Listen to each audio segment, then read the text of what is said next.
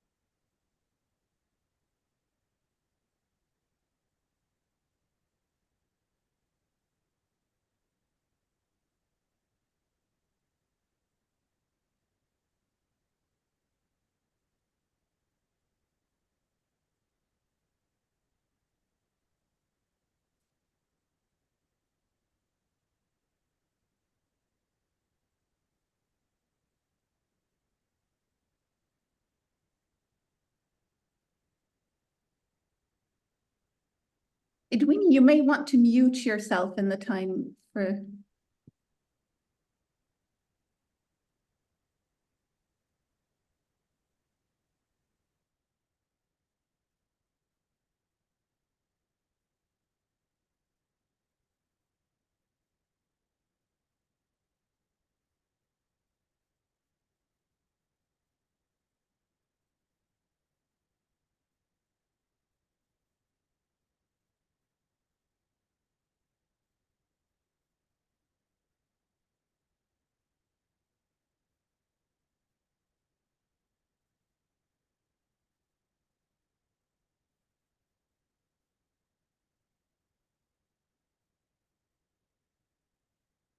Apologies, we're just waiting for YouTube to launch. You can start now, please. Welcome to part 2 of the WTO trade dialogues on food on COP28 and food trade. Due to overwhelming interest from our members, we've decided to have a first and second part to this dialogue. The first part was held on 29 January, as some of our viewers know, and can continue to be viewed on the WTO webpage of the Trade Dialogues on Food. In part 1, issues such as the repurposing of agricultural subsidies and the creation of carbon standards were discussed, with the WTO presenting the outcomes of the first trade day to be held in the context of a COP. I'd like to welcome our panelists and our viewers. My name is Doa Abdelmotal. I'm Senior Counselor in the WTO Agriculture and Commodities Division, and I'll be moderating today's debate.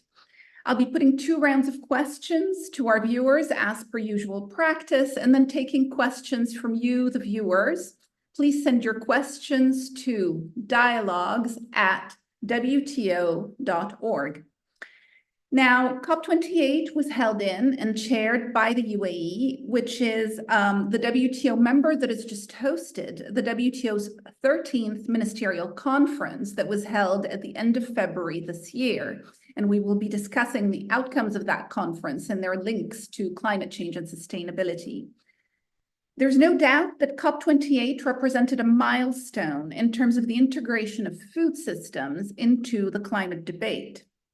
At COP28, 134 countries signed the Leaders' Declaration on Sustainable Agriculture, Resilient Food Systems, and Climate Action. In this declaration, countries responsible for 76% of total emissions from the global food system agreed to incorporate those emissions into their nationally determined contributions by 2025. So this is a very significant development, with the emissions from food systems now forming part of the climate accords. Also at COP28, 150 plus non-state actors signed a corresponding call to action for transforming food systems for people, nature, and climate, in which they committed to strong collective action. Whether in the declaration or the call to action, the need to reorient public support for agriculture away from harmful environmental practices was highlighted. Of course, subsidy negotiations and agriculture support is something that the WTO discusses every day. It's the bread and butter of what we do. The important role of international trade in the food system has also been recognized in both the declaration and the call to action. The goal of part 2 of this trade dialogue on food today is to see what the role of international trade can be in the greening of the global food system. We know that international trade is absolutely fundamental to global food security. It feeds 1 in every 6 people around the globe. But can international trade truly be greened? And what is the role of the WTO in this process? With us today to answer these questions is a very distinguished panel. So let me, without further ado, introduce this panel to you. Sandeep Sengupta is Global Policy Lead on Climate Change from the International Union for the Conservation of Nature. He has stepped in for Razan Al-Mubarak, who just a few minutes ago has had an emergency. Welcome, Sandeep, and thank you for stepping in. We're very happy and honored to have you. Morgan Gillespie, Executive Director of the Food and Land Use Coalition, World Resources Institute. Welcome, Morgan. Andrea Porro, the new Secretary General of the World Farmers Organization. Welcome, Andrea. David Laborde, Director of the Agri-Food and Economics Division of the Food and Agriculture Organization of the United Nations. Welcome, David. And of course, Edwini Kessie, Director of the WTO Agriculture and Commodities Division. Hello, Edwini. So let me start with the first round of questions. Edwini, I'd like to start with you for some scene setting for our viewers. The WTO has just emerged from its 13th ministerial conference. Can you walk us through how the trading system interacts with the question of sustainability? Thank you very much, Doa. I would like to set the scene in this dialogue a little bit more broadly, since I believe that a good understanding of what happened at the 13th Ministerial Conference is not only vital to appreciating the importance of that conference, but also critical to understanding how the WTO is and can continue to move forward on the question of sustainability. In my opinion, achievements at what we achieved at MC13 can be divided into 3 parts. 1, results which resulted in commercial value to the world, and then the structural value, and then the systemic value as an organization and as a system as a whole. Let me delve deeper into this. Commercial value to the world. I think one of the biggest outcomes at the 13th Ministerial Conference was the agreement by members to extend the moratorium on the imposition of custom duties on e-commerce until 2026. This is certainly an issue of commercial importance to many businesses which want the WTO to be at the forefront, because we have seen a tremendous increase in digital trade. And I think this decision would help businesses to acclimatize or to make sure that the world benefits as such from this transition. Now, let me turn to structural value. I think one of the most significant accomplishments was the adoption of new disciplines on domestic regulation of services. This has been ongoing for some time, but we were able to formally adopt the decision on domestic regulations, given the importance domestic regulations play in the liberalization of trade in services. These disciplines are designed to facilitate trading by streamlining and simplifying services regulations. I think it is quite clear that through domestic regulations, countries can undermine their market access commitments. So having robust new regulations would actually make the services agreement much more effective. The agreement is a plurilateral agreement, and I think a lot of countries with time is open for other WTO members to join. About 72 members currently are parties to that agreement, and they account for not less than 92% of world services trade. And the value of that agreement is that it is expected to reduce transaction costs by $125 billion annually. So from that point of view, I think it can provide a needed boost to the global economy. From a systemic point of view, the WTO, we have 164 members. So if the two members which were admitted, East Timor and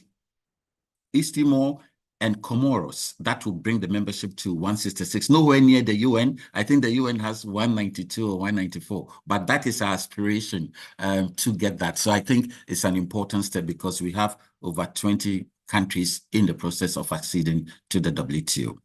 Now, I think a lot of the achievements can be classified under any of these three, but I simply wanted to give you examples and create a framework for the viewers that can help them to understand how the WTO is moving.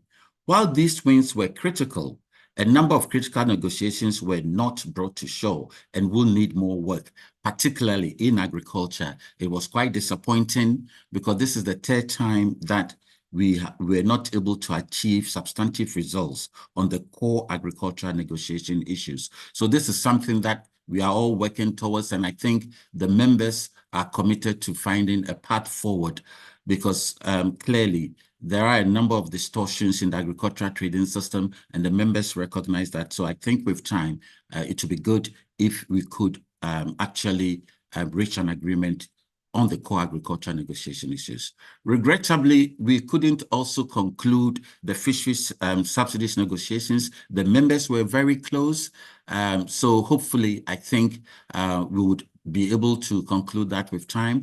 We are also quite doing well in terms of the number of ratifications. I think we now have about over 70, 71 or 72, and we need 110 for the agreement to go into force. So I think we are clearly, it is within, we could achieve that maybe before the summer break, or if not, shortly thereafter. So clearly, the more the WTO succeeds in addressing questions of sustainability, which is the topic of today's dialogue, the more we would likely see other commercial, structural, and systemic changes to the multilateral trading system. Notable on the question of sustainability at MC13 were the following developments. There was a coalition of trade ministers on climate, which convened for the second time in the margins of MC13. The coalition includes 61 countries comprising developed and developing countries from across all continents. It called for stronger engagement by WTO members on trade, climate, and sustainable development. There was also a first ever ministerial conversation on trade and environment. That took place also during MC13, where ministers expressed their desire that WTO members come together and deliver on sustainable development and reflect on how the WTO can contribute to addressing climate change, biodiversity, and pollution. 3 plurilateral initiatives on sustainability presented the progress that was made at MC13. 1, the dialogue on plastics pollution and environmentally sustainable plastics trade with 78 WTO members, the trade and environmental sustainability structure discussions with 76 WTO members participating, and then the fossil fuel subsidies reform discussion with 48 members. Members have developed deliverables in these areas in the form of best practices and reports. All of these conversations on sustainability can impact the food and agriculture sector when they come to fruition. And it is my fervent hope that they will soon deliver concrete outcomes. The WTO agriculture negotiations clearly have their own contribution to make on the question of sustainability. And this is one of the issues that we are looking at. Under the WTO, the green box, there are provisions, but I think some members want to go beyond that. So we are looking at those issues, and hopefully once we start working in earnest, then we hope that we will be able to make progress on this issue. So I think I'd like to stop here, Doa, for now. Thank you. Thank you very much, Edwini. So this was a very comprehensive overview of the WTO's 13th Ministerial Conference, which delivered, according to you, commercial value, structural value, and systemic value, in addition to various conversations around the links between sustainable development, climate change, and WTO rules. So all of that is very significant. Sandeep, I would now like to come to you for some scene setting on climate goals. In your view, what did COP28 achieve on food and agriculture, and how must the trading system react? Thank you. First of all, thanks very much, Dua, for inviting IUCN to join this very important discussion today. So since the question is in two parts, let me also organize my answer in two parts. So what did COP28 achieve on food and agriculture? Well, first and foremost, the central achievement of COP28 was the successful inclusion of the first global stocktake of the Paris Agreement. Under this important process and the decision that has been taken on it, countries have collectively agreed on how to accelerate climate action across all areas by 2030 to keep the temperature limit to 1.5 degrees C and to keep that temperature target within reach. This is including by submitting more ambitious national level climate action plans or nationally determined contributions, also known as NDCs, by 2025. That is next year. Another key decision that was taken by parties at COP28 was the formal adoption of a concrete framework for advancing the Paris Agreement's global goal on adaptation, called the UAE Framework for Global Climate Resilience, with detailed targets put in place for 2030. Now, what is notable is that both these decisions clearly recognize the fundamental priority of safeguarding food security and ending hunger, as well as the particular vulnerabilities of food production systems to the adverse effects of climate change. And they also explicitly included attaining climate resilient food and agriculture production and the supply and distribution of food as a specific target for 2030. This was alongside increasing sustainable and regenerative production and equitable access for adequate food and nutrition for all. Furthermore, these decisions also encouraged the implementation of integrated multi-sectoral solutions, such as sustainable agriculture and nature-based solutions, for their multiple economic, social, and environmental benefits. Now, these were the formal achievements of COP28 on the food and agriculture front. Now, in addition to these formal outcomes, the integration of agriculture and food systems within the climate discussions was also highly visible in various other arenas across the COP. These included a dedicated day, a dedicated presidency day that was organized on food, agriculture, and water. Now, though, as you have noted in your introduction, two particular highlights in this regard were firstly the UAE Declaration on Sustainable Agriculture, Resilient Food Systems, and Climate Action, which has been endorsed now by nearly 160 countries. And secondly, the non-state actors' call for action for transforming food systems for people, nature, and climate, which has been signed by over 200 organizations, bringing together farmers' coalitions, as well as other frontline food system actors, businesses, cities, consumers, civil societies, philanthropies, and others. Our president, of course, co-led the latter effort, also as the UN climate change high-level champion on behalf of the UAE COP28 presidency. Now, these initiatives were particularly important because they recognized, firstly, the critical importance of biodiversity and nature in reaching the climate goals, in particular to achieve food security. Secondly, the climate and conservation value of sustainable agriculture and food systems. Thirdly, the importance of civil society mobilization, including farmers' organizations and indigenous peoples and local communities. And finally, the importance of removing subsidies that are harmful for the environment and the need for their repurposing. So there were a lot of achievements clearly at COP28 on food and agriculture. Now, moving on to the second part of your question, how must the trading system react? Now, trade is indeed a critical lever to promote sustainable agriculture, and this was acknowledged by most leaders and civil society organizations during COP28. For instance, trade can facilitate the transfer of knowledge and technologies that can support the shift towards more sustainable agriculture, for example, to supply organic fertilizers and pesticides or adapted machinery.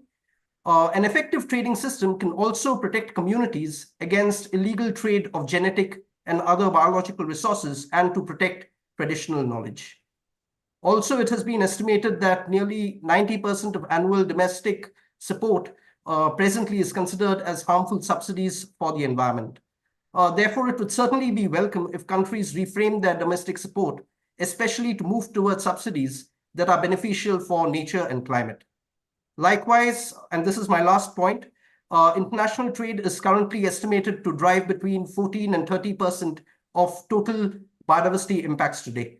So perhaps a trading system could also do more to support the development of appropriate and suitable regulations and labeling that discourage the trading of products associated with forest and biodiversity loss, and at the same time guide traders and consumers towards products that are nature positive. Let me leave it at that. Thank you. Sandeep, thank you very much for this. So obviously, COP28 seems to have been a turning point in terms of the conversation, taking forward the conversation on agriculture, food systems, and their link to the climate crisis. That's for sure. But your comments on trade are also, very well noted and very significant. And I'm sure that there will be questions coming in on these. Trade as a lever in the climate debate. So there will certainly be follow-up as this dialogue proceeds on those points. So thank you very, very much. Morgan, I'd like to turn to you. Can you explain to our viewers what the Food and Land Use Coalition is and its principal findings over the years on the food-climate connection and the role of international trade? Thank you, Dawn. Thank you also for having me today to participate in this really exciting conversation and to recognize the significant progress that's being made in a relatively short period of time, right? We don't necessarily think of trade as moving quickly all the time, but through the advantages made at COP28 and others, we're starting to see some movement, which is great.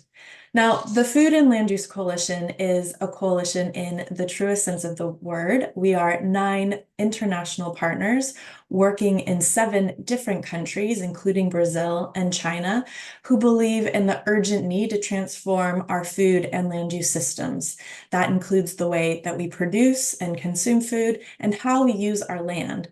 Now, how do we do that? We help governments, we help businesses, and increasingly help financial institutions to leverage evidence to transform the food system. Now, we've been working at this trade food nexus really since the coalition's inception, which was back in 2017. We published a first report called Growing Better in 2019, a follow-on report on the role of trade, and most recently in 2021, a report called Transforming Trade, that really started to highlight what we see as the most important challenges at this food and trade nexus.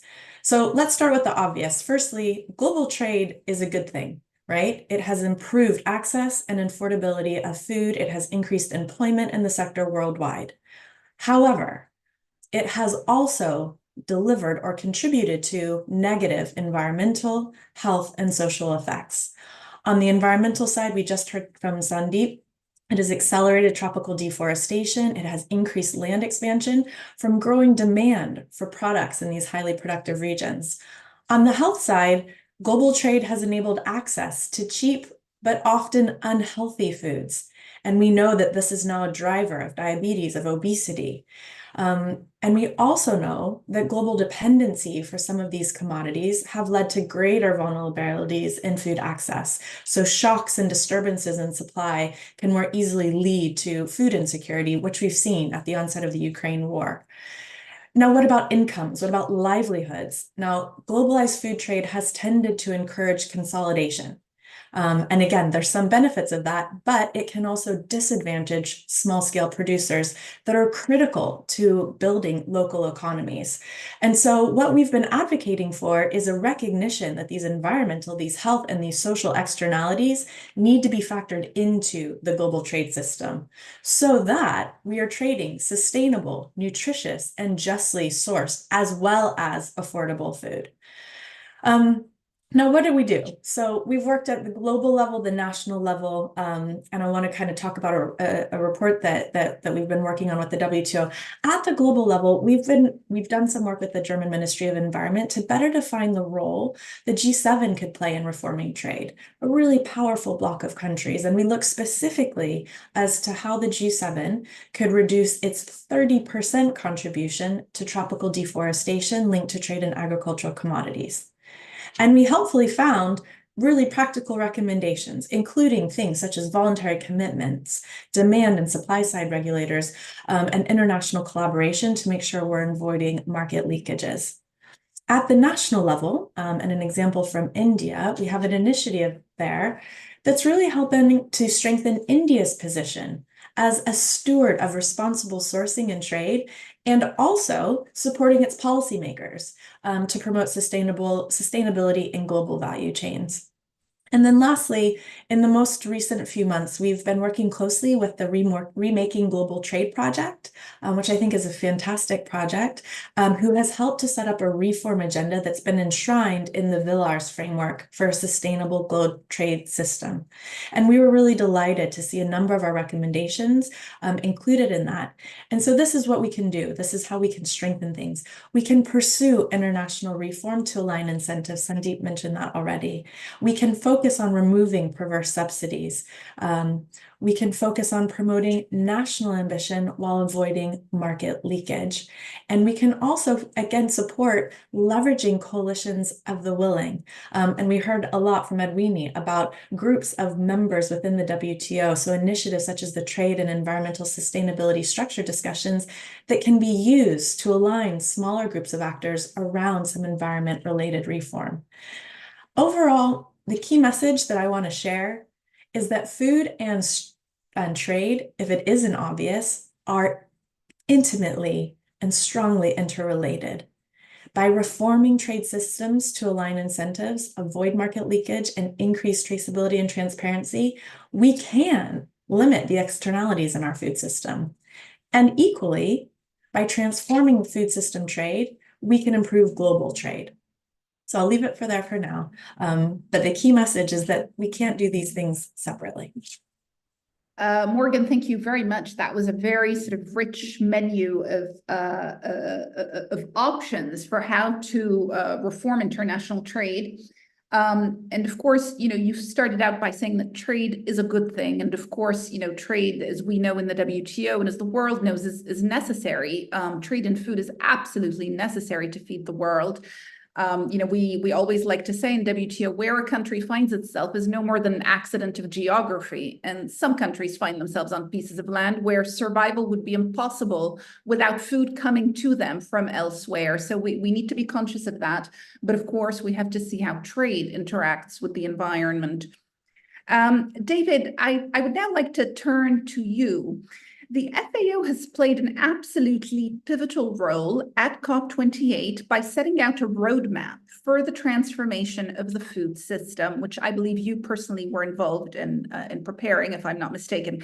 Can you walk us through that roadmap and its priorities and situate trade for us in this general picture? Yes, with pleasure, Dora. And at COP, so in December, we released the first part of this global roadmap to achieve food security and basically SDG 2, and making sure that we are still operating in a world that will have a limited global warming. And I think it's very important to keep this holistic vision that there is no one silver bullet. There is not just one action that will help to deliver what is needed to be done and to be done urgently. And I think the first key message of the roadmap is really we need to act now, both on planetary boundaries. The situation has deteriorated since 2015. 2015, we were breaking 4 of the 9 planetary boundaries. Now we are breaking 6 of the 9. And agri-food systems are playing a role in this. But also the food security situation has deteriorated. We have already today 735 million people that cannot eat on a regular basis. We have 2 billion, more than 2 billion people that cannot afford a healthy diet. And so we have to stop opposing planet and people. I think one of the key messages of the roadmap is we need to act on both fronts. We need to deliver for people. We need to deliver healthy diet for people. But if we are not cautious about the impact of these diets and our choices on the planet, we will not be able to deliver food security tomorrow. And so the third version of the roadmap is we want to make sure that we have good food for all, and inclusivity and inequalities is also a key message of the roadmap. We are not going to solve our problem if we are not serious about inequalities across and within countries. And we need to deliver this good food today and tomorrow. And that's really the first really important story about the roadmap is we need to act. We can still act now. So we should not fall in terms of doomism. It's not too late, but we have a lot of efforts to do. And that will require different level of actors and of governance to act. And I would say that the first entry point for the WTO and this global agenda, we need coordination. We cannot get even the best collection of unilateral policies and unilateral action may lead and will lead to problems. So we need countries to act now, to not wait 15 years to take action, but we need to make sure we act and we are basically pushing together in the same direction and not pulling the system apart. And the way we organize this in the roadmap is actually linking 10 domains of actions for 120 actions. So really to show that everyone has a role to play. Farmers have a role to play. Negotiators, diplomats have a role to play. Scientists have a role to play. Teachers have a role to play. When I say teachers, is in teacher in rural area, in order to get our farmers ready to produce in a sustainable way, but also to produce in a world that if we manage to limit the increase in temperature to 1.5, we still require a lot of effort of adaptation, in particular in tropical areas. 1.5 is not a victory, it's damage control. And so that's where we will need human capital, financial capital. So really this big push. And in order to get a simple story, we present also in the roadmap 20 milestones that are basically a checklist of something that are not sufficient but necessary to get there. And we will see elements that will also resonate with the trade agenda, because yes, we need to stop deforestation. Yes, we need to reduce the gender gap. We also may need to make sure that low-income countries are going to achieve productivity gains like, honestly, they have never achieved so far. So they mean to access inputs, better seeds, better technologies. And that, if you want, for me, the bridge to the WTO space and the trade space is we will need to see this trade in goods, in services, in ideas. The digital agenda is going to be key. You know, agriculture is not old-fashioned. Agriculture is actually on the forefront of some of the technological development. Sometimes even agriculture and food are so on the forefront that people can be afraid. And that's where, you know, making sure that we have good standards, science-based discussion to make sure that people can trade, continue to trade, that farmers have incentive to invest, and that also young farmers have still incentive to remain farmers because we will need them. But also that as consumer, we make the good choice because we will need to improve the supply side of our agri-food system. We will also need to improve the demand side. And that's where, you know, when we think about better standard for food safety, but also how we label food in terms of nutrition and environmental standards, this has to be done in a proper way to make sure we all have the right information, that we all have the right incentives, but also that we do it, as I've said before, in a coordinated way, in order to not start today with solutions that will lead to more trade conflict and more uncertainties in the future. Thank you very much, David. This was great. Thank you for pointing out that the FAO roadmap is just that, a roadmap. It's not a miracle. It's not a silver bullet. It can't deliver miracles. So it has action points and in many domains involving many actors, and it's very significant that it already does all that.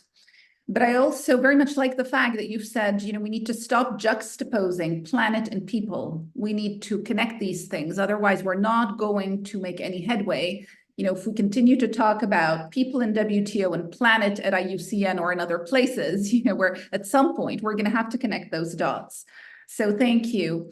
Andrea, you've been very patient. So let me come to you and to your very important constituency, the farmers, which, are at the origin of all of this. So, without whom there can be no solution. And we have to thank them, of course, for producing our food. So Andrea, soon after COP28, farmers in Europe and some other parts of the world have started to protest, and we saw that on our television screens and in the streets, depending on where we were living. And, farmers are upset about the size of the ask, basically, that is being made of them. They feel they need to respond to an ever-growing body of environmental regulations, as well as to contend with higher fuel prices. Can you walk us through the farmer perspective? Thank you very much for your question. Let me take a few steps back before answering directly point on point. Whether we are primarily food consumer or food producer, taxpayers, policymaker, trade, logistics, let's say the broader agribusiness sector and agri-food transformation sector. We have all a stake in an agricultural sector that should be more economically, environmentally, and socially sustainable. However, when it comes to implementing change, a lot is currently expected of only one group in this system, the farmers. Farmers are already hard pressed to make a living in a world where market prices are more volatile than ever, weather patterns are changing faster than the ability to adapt, and pest and disease might wipe out a season production, not to mention threat to human health coming from outbreak of animal disease as well in the One Health approach. Farmers cannot commit to changing the way they work to pursue some long-term positive outcomes for climate and environmental if these new regulations do not allow them to stay in business in the short term. As a farmer would put it, there is no room to go green while in red. But back more directly to your question. Farmers are not really upset about the size of the ask, as much as about the typology and the modality of the ask. I think that is the center of the heart of the question. One that does not seem to take into account the everyday reality of farmers, working with very tight margins to ensure that each and every one of us can afford a nutritious meal, even when they are also struggling with higher price for energy and other input on the farms. You asked how do farmers feel? The challenge is that farmers feel that are the receiving end of decision taken elsewhere. Decision about agriculture taken without involving or even consulting the people who will be most impacted by those decisions. So I think that here sits the very heart of the protest that we have seen around the world. I think that WTO can play an important role in calm the situation where the trade, the tariffs is not perceived as an unfair competition, but it helps all together move towards a more sustainable, as I mentioned in all the pillars, towards SDGs, but also towards maintaining farmers of the market. Farmers are economic actors. Farmers are part of community. Farmers are ready to engage with innovation and solution if this innovation and solution, this role of in the community is recognized, their capacity of being solution provider, if all these solutions are farmer-driven and evidence-based. Thank you. Thank you very much, Andrea, for this. So, it is not really the size of the ask. It is, as you put it, the typology and modality of the ask. And we need to be looking to farmers for solutions. So the solutions can't come from fora where the farmers are not themselves speaking. And we will return to this issue to see what the farmers themselves then are ready to propose. So let me start the second round of questions. Sandeep, I will turn to you. As you know, some countries cannot survive without food imports, given the harsh environmental conditions they face. From the IUCN point of view, how can we balance, or how can a balance be struck between food and environmental security for countries that are dependent on food imports? Thank you, Dua, for that question. And I'd also like to thank the previous panelists for the excellent points that they made. In answering this question, I think firstly we should make one thing clear: we should not oppose either food security or environmental security. We shouldn't, in our view, put them against each other. In our view, both are important. So that's the first point that I'd like to make. Now, there is a fast-growing body of evidence that shows that biodiversity conservation, for example, in soils, in farms, and in landscapes, is beneficial both for farmers in terms of increasing their resilience and reducing their input costs, and also for the environment, for example, for species conservation or for water retention, or for addressing pollution and climate change mitigation. Likewise, food that is sustainably and locally produced is often more nutritive, more healthy, and more efficient to ensure food security, especially for local populations. And it is often also more accessible than imports, especially if you think in the current context of repeated market disruptions, be it from COVID or the war in Ukraine or attacks in the Red Sea, for instance. But having said that, I think at the same time, we also have to recognize that domestic production, especially in some of the food deficit countries, may not be sufficient in the short term, and that their dependence on food imports and international markets will remain. In this case, the trading system, I think, has a role to play to facilitate better access to data and information on the sustainability of the imported food, to start with at the very least.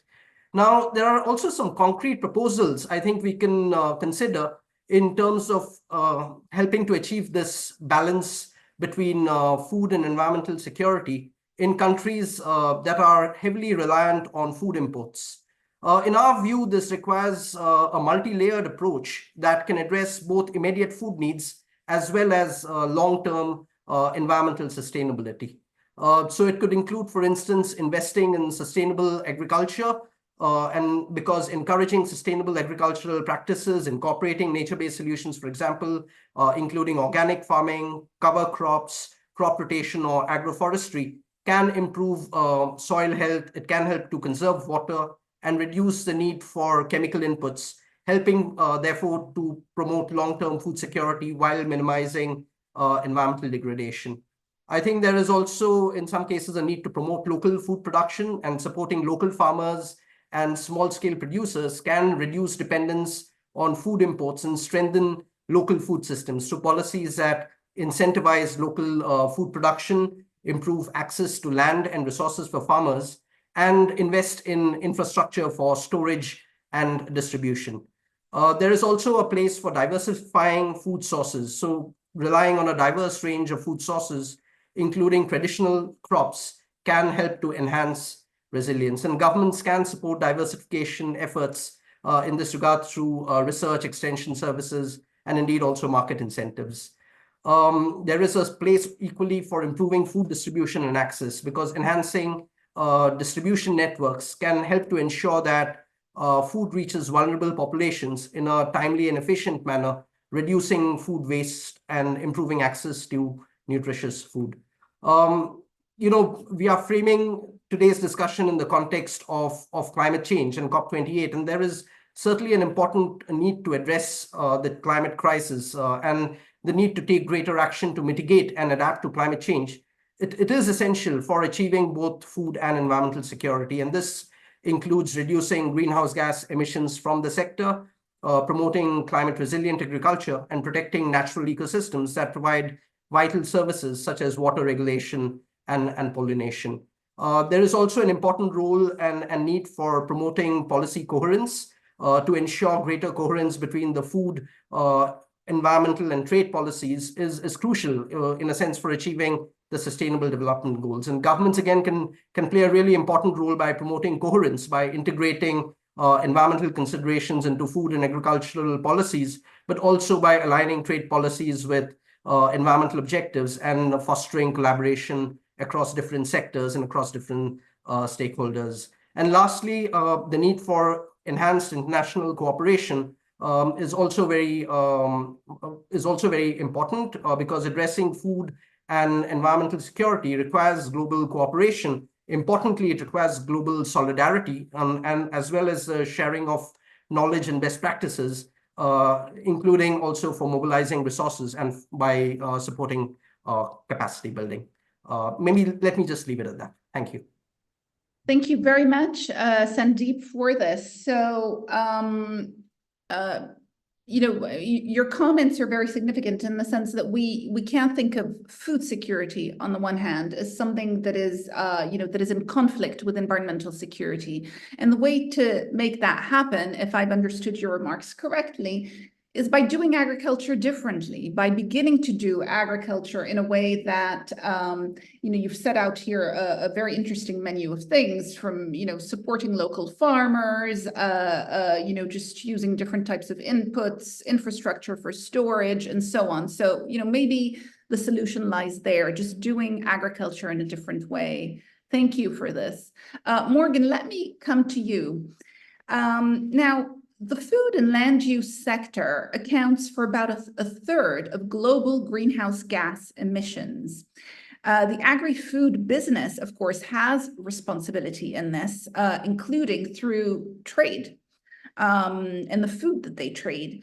Now, can they be part of the solution in reducing these emissions? And is there a need, in your view, for global standards and regulations?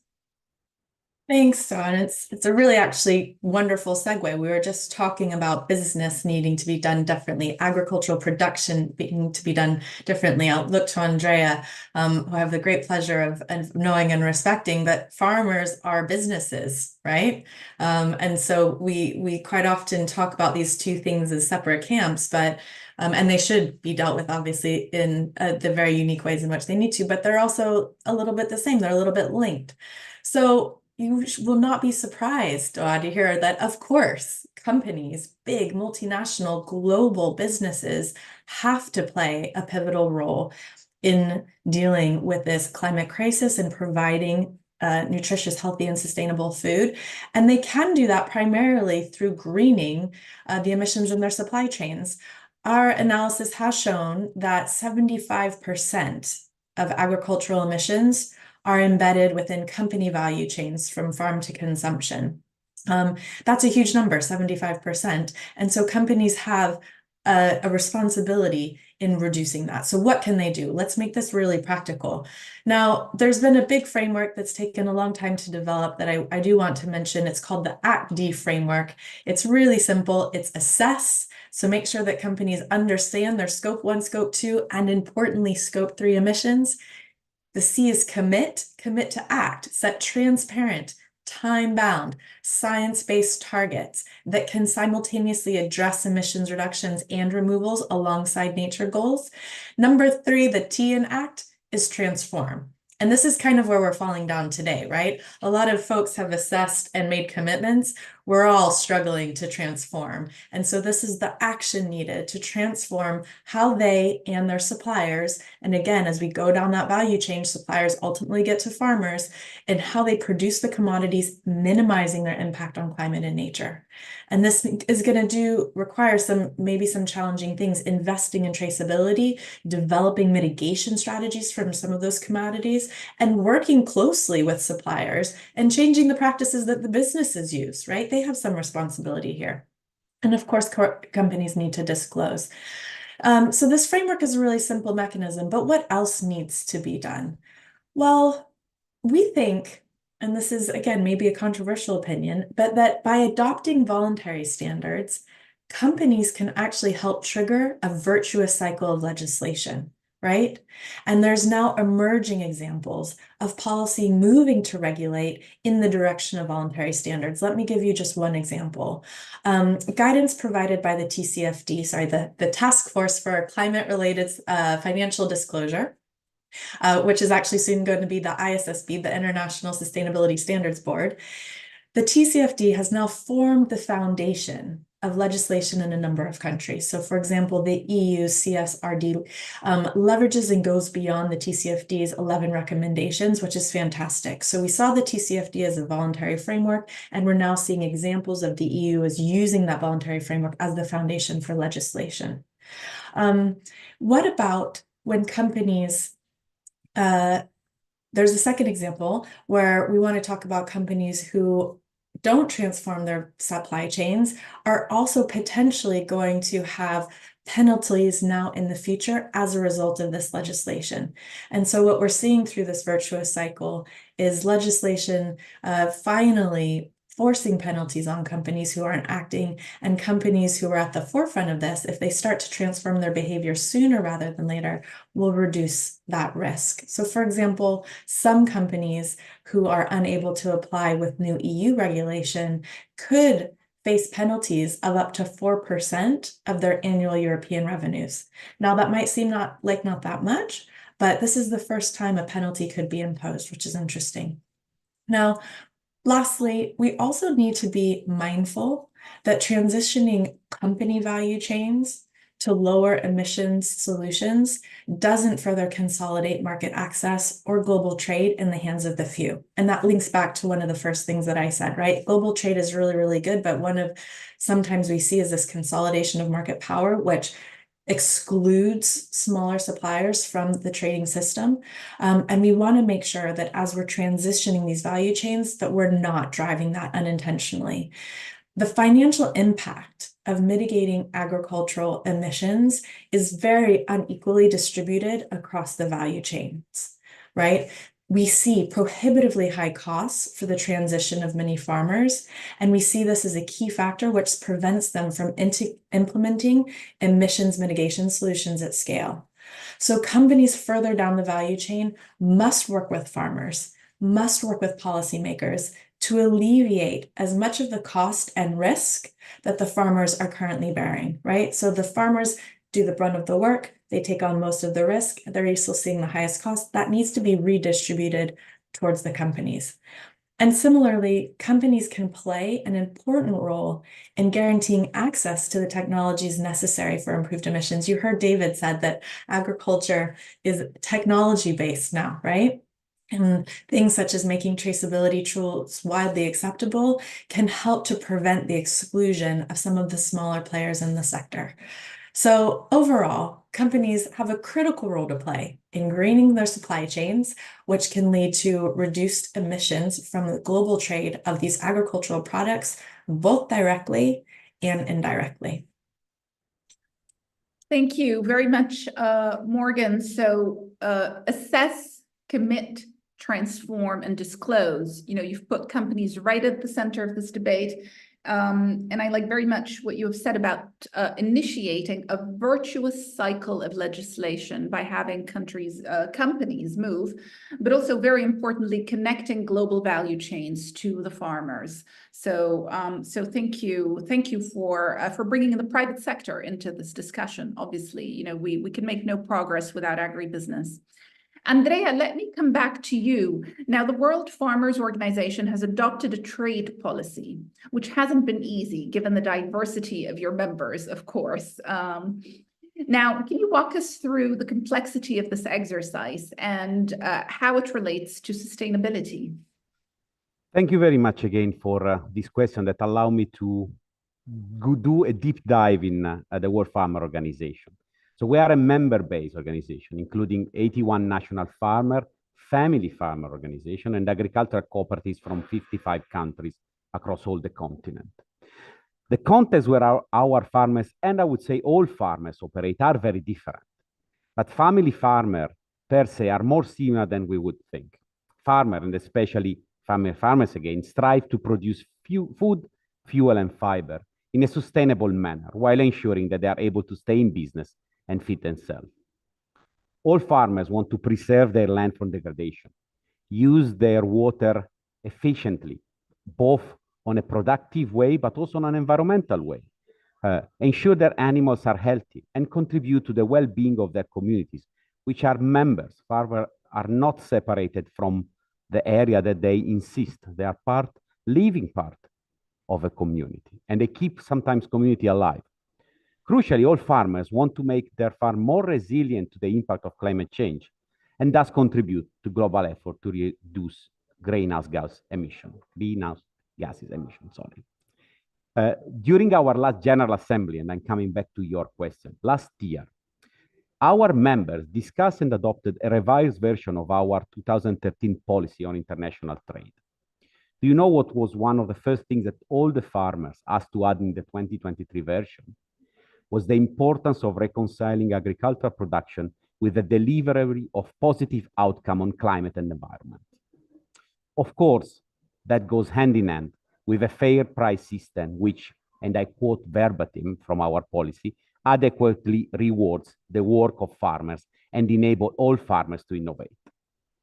Back to the heart of your question. Adopting a joint position was certainly not easy, but it was easier than you might think. It took a lot of farmers speaking to other farmers, focusing on their similarities rather than the differences, making some compromises, and of course, but most importantly, recognize that cannot do it alone. They cannot do it alone. And that goes on what the esteemed colleague around this table, Morgan, Sandeep, and David has mentioned before. We don't want to be left alone in this, and we are willing to cooperate. In a paragraph, we are added in the revised version of the farmers wrote that improving the global trading system to make it more inclusive and fairer for all farmers is a big challenge, that it has the potential to increase productivity and diversification of production, promote inclusiveness, and aid in achieving of many SDGs. This, and I will conclude, allow me to refer to your previous question about the size of the request. We are not afraid of the size of the challenge in this case.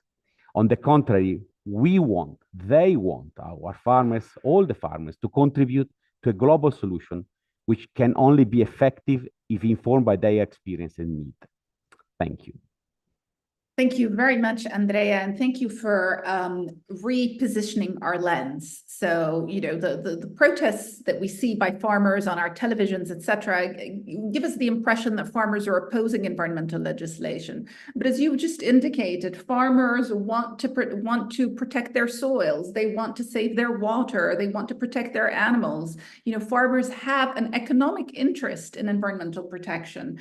Hence the revision of the trade policy, as you mentioned, to include agriculture, climate change, and the environment. So that's very significant. You know, it's important to not see farmers here as the ones obstructing.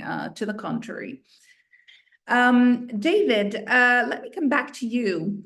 Now, in your view, what are the real prospects of countries being able to achieve the roadmap that the FAO set out at the COP in light of food price inflation in many parts of the world and the rising hunger that you yourself pointed to and vulnerability of large segments of the global population?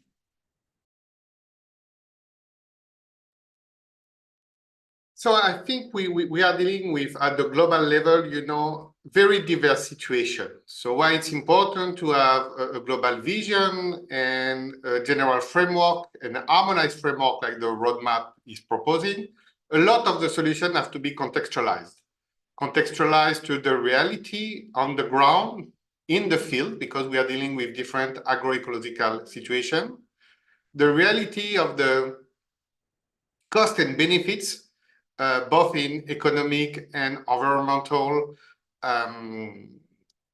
aspect, but also the political economy.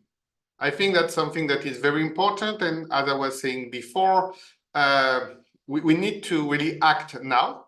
And as other speakers have said, we have to stop the opposition. So we need to make sure we can use already starting today or at least tomorrow, solution that may not be perfect, but what will be agreed by the larger number of constituencies. And I think that this reality, you know, on the ground will be important. We should not go for the best. We have to go for the good already now, because we cannot wait 10 or 15 years. And so really that, I think when we say, okay, what countries should do, but I think, you know, it's beyond countries, it's cities, it's companies that have been said, small farmers, large farmers, and every consumer that has to take a responsible decision. It has to be done in a given context. And we should avoid to paste and copy narrative from one place to another, or some solutions, especially if they come from the top.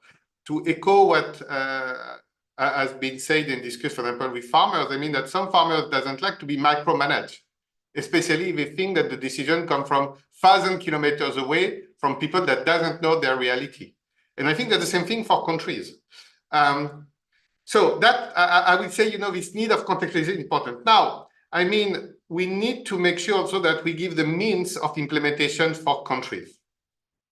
Especially low and middle income countries today are dealing, as you said, also with a lot of crises at the same time. And also they have to deal with a lot of development issues at the same time. And the statu quo is not an option. And, you know, in the discussion, we know that transitioning to a net zero world is going to have cost. And the question, who is paying this cost, is key, but we want to make a just transition to not accelerate inequality that already exists today. And let me be clear, doing nothing will also increase inequalities, because we know that climate change are going to hurt more the poor countries, and including even hurt more the smallholders, for instance. So statu quo should not be seen as, let's keep it, no. But we need to do these changes, but we need to make sure that people are empowered to do these changes with the right understanding, the access to technology. And I think this question of IP rights also on technology, on seeds, is going to be more and more important. We know we need IP rights to generate innovation, but we know that too much IP right that exclude the poor and the vulnerable will not actually solve the problem we try to address, meaning a just and inclusive change. And we also need to make sure that markets are open to give good return on this investment, because also we need public money, but public money will not be enough to address all the challenges.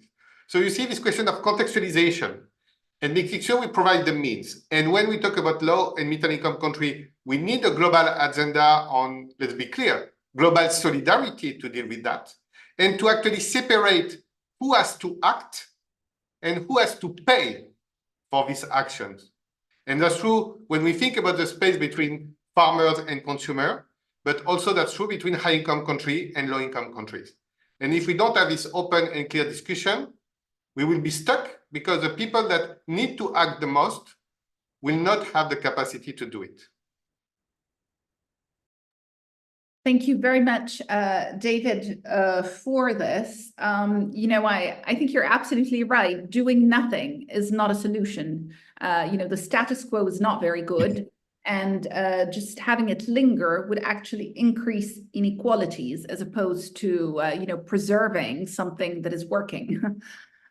So that's a very good point. And indeed, the world is a very diverse place, and solutions need to come from a place that is close to people and not from a place that is far. And that way, you know, the context in which people live can better be taken into account, as you mentioned. Edwini, I would now like to come back to you.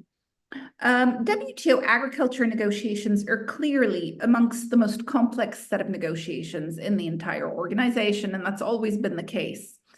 Now, at issue is not only how to reform agricultural subsidies, but also how to strike a balance between developed and developing country concerns, and also how to strike a balance between the various pillars of the WTO agriculture agreement.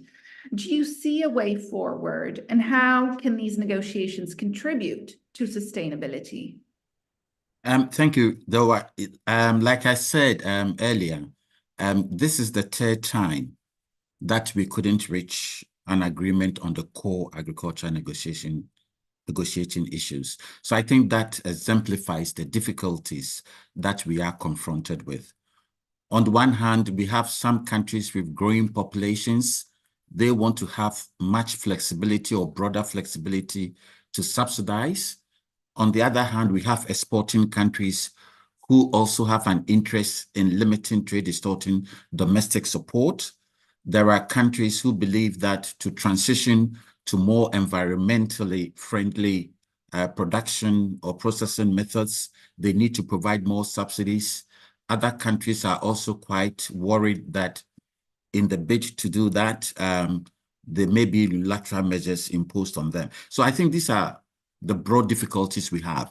In the negotiations, we have 7 core negotiating issues. We have domestic support, market access, public stockholding, cotton, special safeguard mechanism, export restrictions, and export competition. So very broad. Now, the 2 most contentious issues in the negotiations are on public stockholding and domestic support. These 2 issues are the most contentious. On public stockholding, like some of our colleagues pointed out, when we talk of sustainability, we don't only have to focus on environmental sustainability, but food security. A number of developing countries believe that the WTO rules basically allows countries to stock food if they buy at market prices. What the WTO rules really, what we are negotiating is when countries buy at administered prices to support farmer incomes and the rest. And I think that is the issue. Some developing countries wanted to have a permanent solution, which was actually, at the Bali Ministerial Conference, it was agreed that there would be a permanent solution by 2017, and that hasn't been fulfilled. On the other hand, we also have some countries who believe that to truly reform agriculture, we need to have a holistic approach where we take all issues into consideration. And I think this is where we have difficulties to move forward. Should we agree only on public stockholding as a standalone issue, or should it be part of a package of measures? So I think that's one of the difficulties. And I think what has also made the negotiations also more difficult is the linkages, as Dowa, you pointed out. There are those who believe that they can only move on domestic support only when market access receives parallel treatment. So the issues are interlinked and it's quite difficult. Now, in terms of domestic support, which is obviously the topic with great relevance to sustainability in many ways, I think unlike the fisheries, for the WTO, we are not breaking down the subsidy negotiations by degree of environmental harm, but I think if we succeed in reducing overall trade distorting support, currently members' entitlements under the Agreement on Agriculture is approaching 1 trillion. If nothing is done, it will be 2 trillion, and that would magnify or encourage unfriendly environmental practices. So the idea is that if we are able to reduce substantially overall trade distorting domestic support or production support, then we would be able also to have some environmental gains. So I think the negotiations are difficult. After the setback, the members have to regroup and see how we could actually manage to have results. I think all the countries agree we need, like I think the point was made, we need to reform how agriculture is done. How do we incorporate technology so as to reduce the environmental negative impacts? So members all agree that we need to do something. So, but obviously they diverge as to how to achieve that objective. So I think we would use the next couple of months to reflect, but I do hope that the members would realize the importance of revamping the current agreement on agriculture so as to ensure or so as to address the contemporary challenges the sector faces. So I think I'll stop here, though. Thank you very much. Thank you very much, Edwini. So clearly, a very unenviable sort of agenda for the WTO. Lots of very challenging issues that will need to be resolved here, as you said, and countries coming at this from very different perspectives. Let me now move to the last segment of this dialogue, which are the questions from viewers. And there are many of them, and from many different parts of the planet. So I'm really happy about that. David, perhaps I'll start with you. So there's a question from a viewer from France who is asking about meat within the context of the FAO roadmap.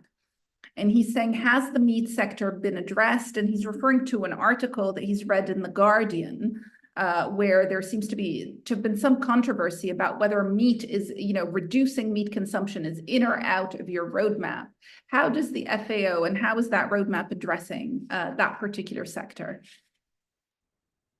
So it's an important question, important topic. I'm pretty happy to see such a question in order to clarify what needs to be done. So the first thing I say that we are talking about a global roadmap.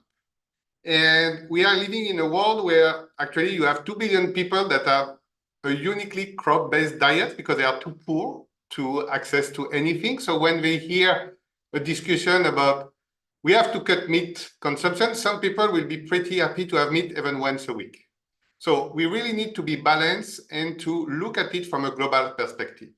Now, the reality that is very clear in the roadmap is, yes, the livestock sectors have a very strong impact on environment, but from a climate perspective, a biodiversity perspective when it leads to deforestation, but also some zoonotic disease.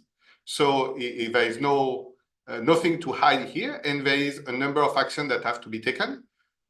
Also the reality that in some countries today, in particular in high-income country and upper middle-income country, the average meat consumption is too high, and it's not, FAO opinion. It just look at the dietary and the food-based guidelines that countries have in Europe, for instance, but also in the US. Meat consumption can be twice as large as what is recommended for health reasons.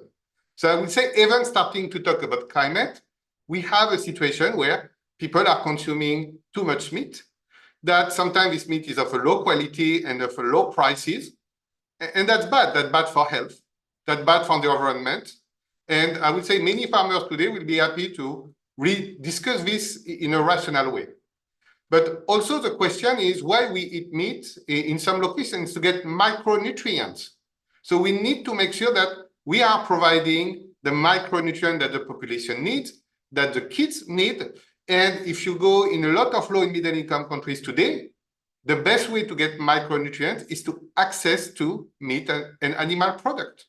Not going to oversimplify, but yes, a glass of milk is important for kids. And of course, if you are in high income location or in California today, you can get your B12 vitamins coming from fortified food.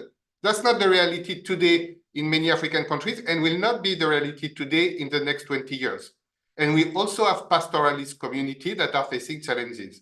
So yes, the livestock sector has to make progress, but it's also dealing with different situations around the world that we cannot summarize the challenge of the world to the 1 billion people that are eating too much and try to paste and copy what they should do to the other part of the world, and in particular the most vulnerable today that cannot access to a good and diversified food. And what we need is science, is to make sure that we have healthy diets, and that's where this kind of rebalancing will take place. So nothing to hide. Yes, meat is an issue, but it's not the only issue. And we need to address both on the demand and supply side. Excellent. Thank you for that. Morgan, I have a question for you from Indonesia, with a person saying, the palm oil sector is a very important sector for Indonesia. And we in Indonesia feel penalized the more environmental regulations target that sector on the issue of land use change, and yet people continue to demand our palm oil. What can FOLU do? Over to you.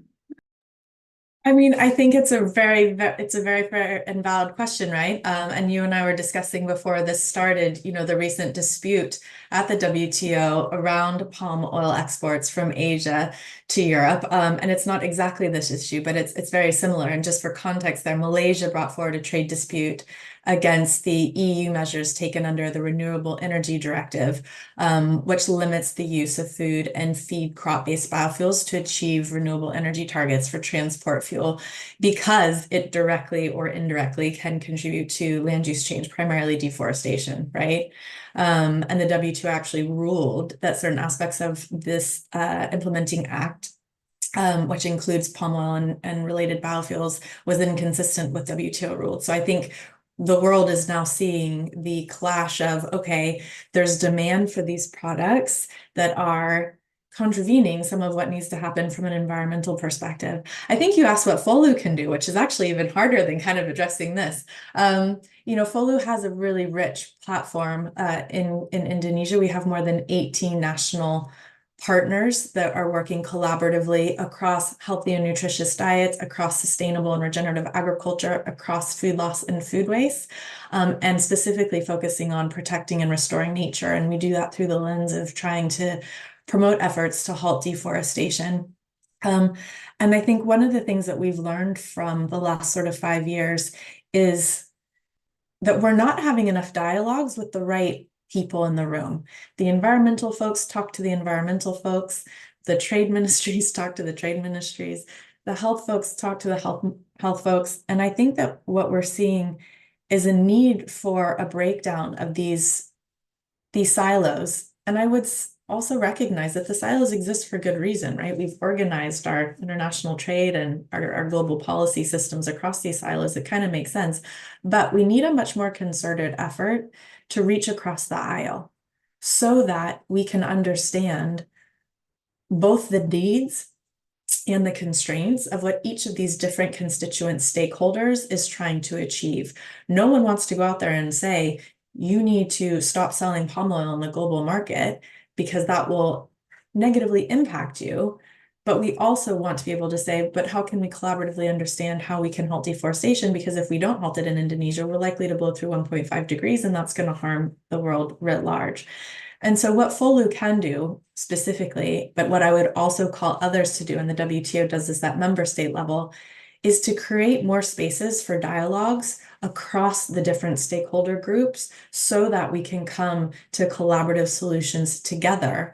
And the very first piece of that is really understanding, really going back to basics here, understanding the different perspectives and understanding what our joint vision for the future is and how we can work towards that. My last little comment is I think that links well to the FAO, to David's conversation on the FAO roadmap. One thing that this space has been missing is sort of a globally agreed vision of transformation, right?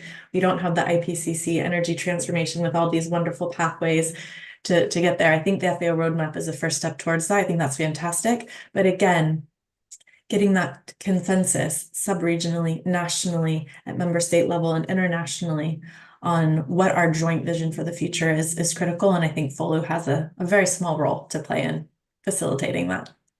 Thank you very much, Morgan. We have 10 minutes left and questions to the remaining 3 speakers. So Edwini, let me move to you. A question from Germany. A viewer is asking about the possibility and the chances of reducing WTO agriculture negotiations to bite size, he is saying. Smaller discussions, perhaps, sectoral negotiations, he's saying, and moving through plurilaterals, as we've seen with services domestic regulation. Is that a possibility in your view? It is a very difficult question. Like I said, linkages are being made. For example, like I pointed out, in domestic support, some countries are linking the domestic support negotiations to market access. So without parallelism, and I think that is why we couldn't get a result. Whereas some countries wanted some issues to be treated alone, others don't accept that, and they want to have a comprehensive approach. It's very difficult. It has been mentioned in the past that maybe when it comes to market access, we could possibly have a plurilateral agreement on market access. That is certainly feasible. But when it comes to domestic support, it will be very difficult if certain countries like China or India or Indonesia, Nigeria do not participate. So whereas it may be feasible in market access, and in fact, we have seen the trend that countries are getting better market access through the conclusion of free trade agreements and others. But on domestic support, I think we need to have a multilateral approach. And like I said, it will be very difficult, in my view, given the difficulties or the setbacks we have in the past, if we were to focus on, individual issues. Regarding export competition, we were able to get an agreement on export competition because of the very nature, the negative impact of export subsidies on food security. But when it comes to other issues under domestic support or market access or SSM and others, it will be very difficult. But as I said, with market access, there could be the possibility, but we haven't yet received any proposal in that regard, where a group of members would like to come together and then reduce tariffs on agricultural products, which, as a matter of fact, are twice as high as the tariffs on industrial products. So, but I think we should aim for a collective result or a collective outcome, because I think that would also help us in terms of sustainability and the rest. But clearly, it's up to the members to decide. But if they decide to move in that direction, I think it could be done as far as market access is concerned. But I have serious doubts on domestic support. Thank you. Thank you very much, Edwini. Sandeep, let me come to you. So we have a viewer from Costa Rica who is saying, my country is very biodiversity rich. In fact, he says IUCN is active in Costa Rica. And he says, how can, you mentioned trade as a lever for change, and you mentioned that we need to minimize biodiversity impacts. How can that lever work in Costa Rica? What needs to be done? Thanks, that's a very good question, and it's not an easy question to answer. But clearly, first of all, I wish to acknowledge, the real leadership that has been showed by the government in Costa Rica in terms of tackling these challenges in an integrated manner. So for far too long, just to take an example, the climate crisis and the biodiversity crisis were dealt with in their own separate silos, even though, we know that the two crises are deeply interlinked. And it is only now, in a sense, that in the international negotiations, and I'm thinking here of the climate COPs in particular, that this recognition of the interlinkage between the climate crisis and the biodiversity crisis and the role that healthy ecosystems and nature-based solutions can play in addressing both these crises in a joint-up manner is being sort of categorically and explicitly recognized. And this recognition, in a sense, has been put into practice in a much more concrete manner on the ground in countries like Costa Rica that have managed very successfully to bridge the silos, across climate, across biodiversity, across pollution, and indeed, I think also, across trade. I mean, in Costa Rica, for example, they have a very successful national level mechanism that rewards, through payments for ecosystem services, good stewardship of land and good stewardship of biodiversity. So I think the trading system as a whole can play an important role. I mean, I think at the global level, clearly, some of the subsidies, as we've discussed, are, price distorting, and, they're having negative impacts on health, negative impacts on nature, negative impacts on climate. And so anything that can be done to reduce, subsidies of those nature or repurpose them in a manner that benefits local people, benefits nature, benefits, it helps to advance our climate goals, I think that can be a very, tangible contribution. And I think leadership plays really plays a good role. And I here want to acknowledge, what I think David and some of the other speakers said about the importance. I mean, we live in a very, very unequal world today. And in some cases, this inequality is increasing both within nations, but also across countries. And therefore, it's certainly true that, the local context is really important to consider while thinking of solutions, and not for solutions to come from the outside. But at the same time, I think we also live in a world of best practices. There may be good lessons that we can learn from best practices that are being applied across different geographies. And so if we have a system that allows us to, to, in a sense, not focus so much on the political differences, but rather on the areas where we can build consensus and where we can build, win-win solutions, or if not win-win solutions, at least win more and lose less solutions, then those can provide productive ways forward. But maybe let me just leave it at that. Thank you again. Thank you. Thank you very much. Andrea, we have a question for you from a viewer in Malawi, and I would just like to thank the viewer because this might be one of the few times that we've received a question from Malawi. And I'm glad we have some viewership there. So the question is the following: are there any low-hanging fruits in terms of solutions that the World Farmers Organization would point to, immediate solutions for farmers for reconciling trade and the environment? Thank you very much for your question. Well, unfortunately, there are no low-hanging fruit. I think that it sits in the very heart of the problem that payment to farmers, either to the form of subsidies or any other, or recognition of their work that is only directed towards the regenerative component or the minimizing the impact component without tackling the issue of the recognition of the value of production, and then goes on the recognition of the true cost of production. There is no shortcut to this. I think it's been widely and more eloquently than me expressed by member around this panel that disparities are staggering around the world. And one of the most staggering for me disparities is of how little remains to farmer of the value of their production. And that's for me is the low-hanging fruit. I'm not saying that is an easy fruit, but that is where recognition of the work there, of the value of their production, and then you can move on and recognize the role that farmers has always had, farmers and their community, even before farmers, in shaping the land, shaping the landscape, shaping how nations have come together. That's where farmers sit, that where farmers would like to be listened to, and where they are ready to take challenge altogether. But that's the starting point.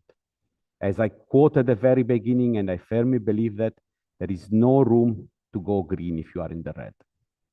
Thank you very much, Andrea. We have 2 minutes left. I will quickly put a question to David again, since it's a question that has come from many viewers. What are the next steps for the FAO roadmap? Where does it go from here? If you can be very brief, since we have a minute. Okay, so the next step or an ongoing step is to have more of this engagement, to socialize the roadmap, and to get feedback, because all these roadmap also are a living document, I will say. There is things to learn, there is things to adjust, the world is changing. But also we bring the roadmap to a region and countries, and I will say cities, to see how this framework can be used to get this harmonized, but not unified framework of discussion. In order, in particular, to link to what was discussed, how we can connect good experience and bad experience to share this knowledge, to share these opportunities, to learn from each other, because we are in one planet, we are all in different places, but it's just by joining effort that we will get where we want to go. Okay, so thank you very much, everyone. We've come to the end of this dialogue. I think it's been extremely enriching. I've certainly learned, a lot through all these different points of view, which need to come together. Otherwise, we won't find a solution, as I think everybody here has stressed. So a very, very big thank you to you all, and a thank you to our viewers from around the world who've engaged with us. Goodbye.